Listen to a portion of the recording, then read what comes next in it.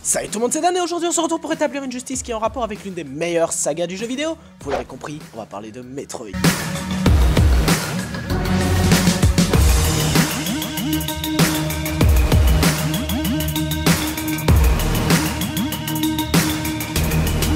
Ah, Metroid, cette saga qui m'a bercé, notamment avec Super Metroid et les excellents Prime.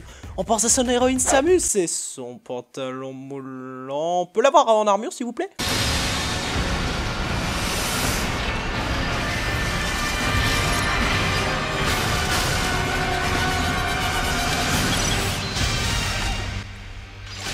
Yeah!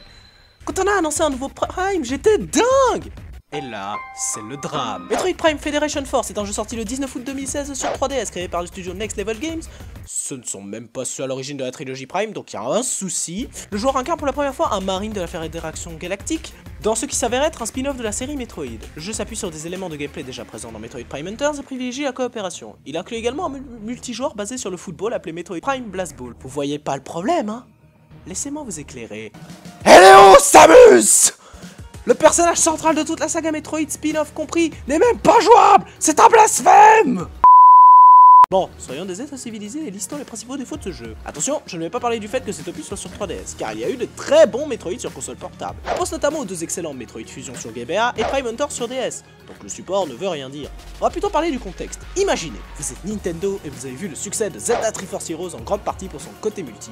Donc, ils se sont concentrés sur cela, et le jeu a été bâclé, ce qui n'a pas du tout plu aux fans, qui ne voulaient pas forcément que du multi, voire même pas du tout, car oui, Metroid n'est pas une saga faite pour le mode multijoueur, ou en tout cas très peu. Ce qu'auraient voulu les fans, c'est un titre complet, avec une histoire bien écrite comme à son habitude, et une ambiance qui nous rappelle qu'on est dans Metroid quoi. C'est ce que Next Level Games n'a pas respecté, ils ont détruit l'âme de Metroid juste pour en faire un FPS qui a comme seul avantage d'être en multi.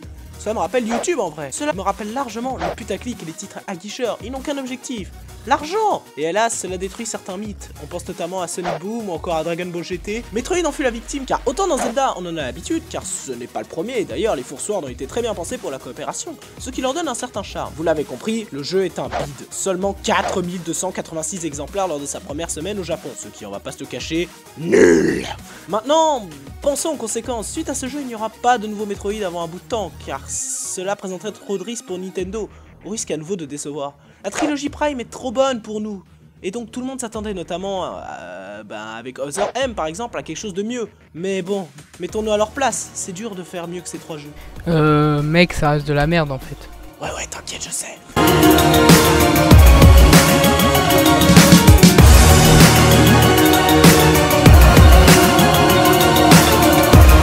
C'est ainsi que cette vidéo est terminée. Merci de l'avoir regardée jusqu'au bout, et je vous dis à la prochaine. Tout simplement, pardon aussi pour toutes les conneries que j'ai pu balancer dans les anciens troupes, parce que beaucoup de choses se sont passées entre temps. Et quant à moi, je vous dis du coup à la prochaine. Vous pouvez toujours laisser un petit pouce bleu, vous abonner à la chaîne, ou alors nous suivre sur les réseaux sociaux. Bref, merci d'avoir regardé cet épisode de Trouve. Nous nous retrouvons pour une prochaine vidéo. Bye tout le monde.